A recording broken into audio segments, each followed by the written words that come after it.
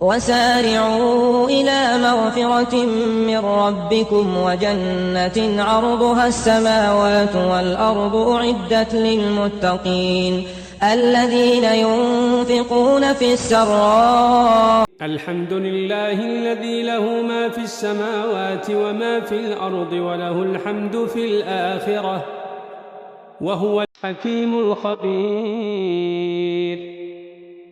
يعلم ما يلج في يدبر الأمر من السماء إلى الأرض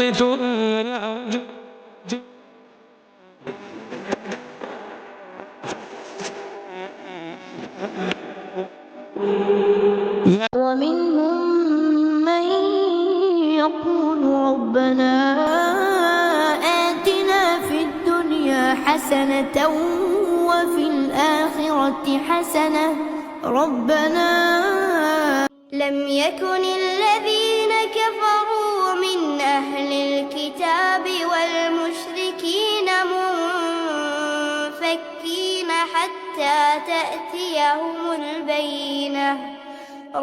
Hujambo na karibu katika Dibaji. Jina langu ni Ng'ang'a Njogu. Karibu katika ulimwengu wa arafa ya siri na hadithi nyingine. Mkusanyiko wa kipekee unaoakisi mivutano ya kijamii, mapambano ya kibinafsi na safari ya kutafuta utu katika jamii inayobadilika kwa kasi.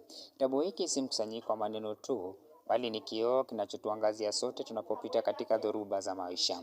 Katika hadithi Anatafuta Suluhu, tutamwona Suluhu akijaribu kutafuta haki na uongozi bora kupitia kura yake, lakini anaishia kukumbana na ukuta wa mfumo dhalimu.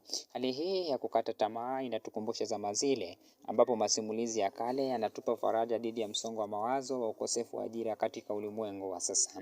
Msingi wa mkusanyiko huu ni hadithi ya Arafa ya Siri, ambayo inatufichulia siri za maisha zinazoweza kubadilisha hatima ya mja ghafla kama jua la asubuhi. Siri hizi zinaingiliana na kitaifa cha utata kinatuchukua hadi kijijini Mavunoni, ambapo uaminifu na usaliti umejificha chini ya utawala wa chifu Mlamali.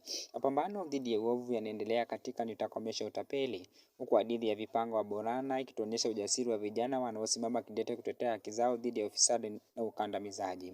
Hata hivyo, mara nyingi mwanadamu hukumbwa na kiburi cha nafsi, kama anavyotukumbusha Bwana Jabari, ambaye wema wake unatengwa na jamii anayoitumikia, akijifunza kuwa sifa za kweli hazitafuti kwa nguvu.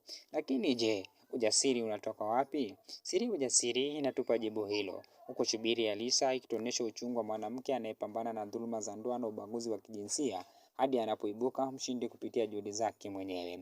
Maumivu haya yanajitokeza tena katika Arafa ya Mama, ambapo Tumaini anachukua jukumu zito la kuwalea wadogo zake baada ya kifo cha mama yake na ukatili wa mama wa kambo. Katika giza la matatizo, bado kuna nyota gizani na matumaini ya malipo ya mbinguni, yanayotukumbusha kuwa kila tendo lina malipo yake, yawe hapa duniani au mbinguni. Kitabu hiki hakisiti kuingia katika ulimwengu wa ajabu, ambapo katika hadithi ya Mfu Asema, kifo chenyewe kinatoa ushuhuda, na katika Nilikutana na Shetani, mwanadamu anakabiliana na dhamira yake mbele ya taswira ya uovu mkuu. Mwishowe tunakutana na urafiki wa dhati wa Shila na Sila, wanaogeuka kuwa mwanga wa matumaini katika nchi ya Kazamoyo kupitia huduma za afya. Arafa ya Siri na hadithi nyingine ni safari ya kihisia, ni sauti ya wanyonge, ni funzo kwenye kiburi na ni mwanga kwa waliopotea gizani. Tunakualika usome, utafakari na upate suluhu yako ndani ya kurasa hizi.